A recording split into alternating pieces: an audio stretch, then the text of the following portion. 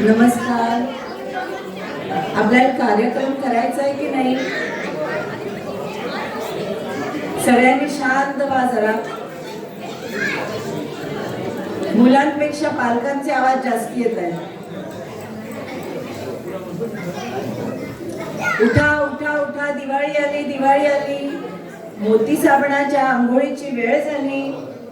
अनुभवली आहे ना अशी दिवाळी? उठणं लावून केलेली दिवाळीच्या पहाटेची सुगंधित अंघोळ. मंडळी जरा शांत व्हा ना. आणि जोडीला आली आली माझ्या घरी ही दिवाळी, हे लता दीदींचे स्वर. खरंच दीपोत्सव म्हणजे आनंदाचा उत्सव, उल्हासाचा उत्सव, प्रसन्नतेचा उत्सव आणि प्रकाशाचा उत्सव.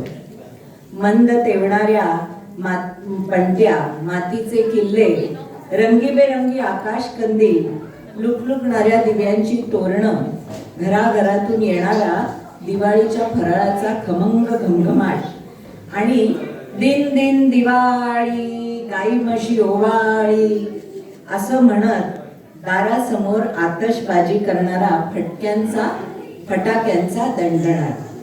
दिवाळीच्या 4ही दिवसांचं महत्त्वही आहे आणि महात्म्यही आहे. वसुबारस म्हणजे गोधनाची पूजा. धनत्रयोदशी म्हणजे धन आणि धन्वंतरी अर्थात विष्णूचं पूजन. नरक चतुर्दशीला नरकासुराचा नाश करणाऱ्या श्रीकृष्णाचं स्मरण. लक्ष्मी पूजनाला श्री लक्ष्मीची पूजा.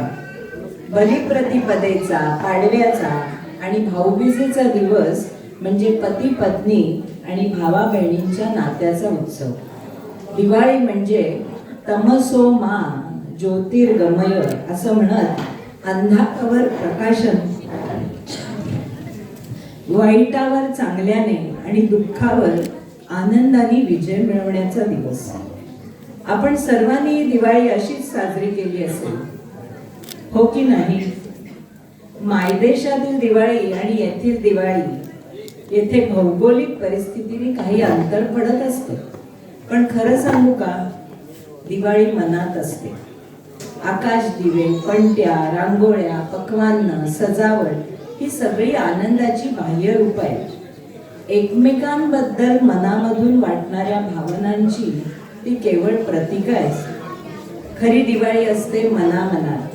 आपल्याला एकमेकांबद्दल वाटणारा स्नेह, प्रेम, माया, वात्सल्य, जपलेपणा हीच तर खरी दिवाळी, मनामनांची.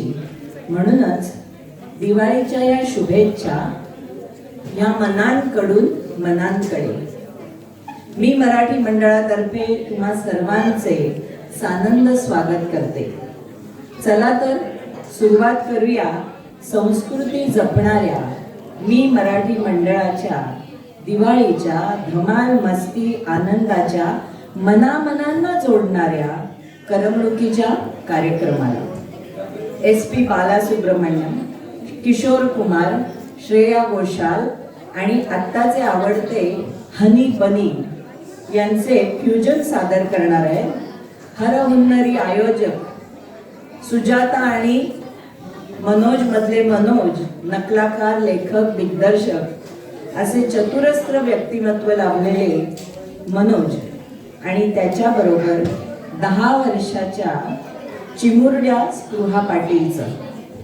दोघं मिळून कार्यक्रमाची दणकेबाज सुरुवात करणार आहे. त्यांना गिटारवर साथ देणार आहे स्पृहाचा भाऊ शिवम पाटील. चला तर कार्यक्रमाचा आनंद लुटा. फटाक्यांचा नाही पण टाळ्यांचा कडकडाट करा. धन्यवाद.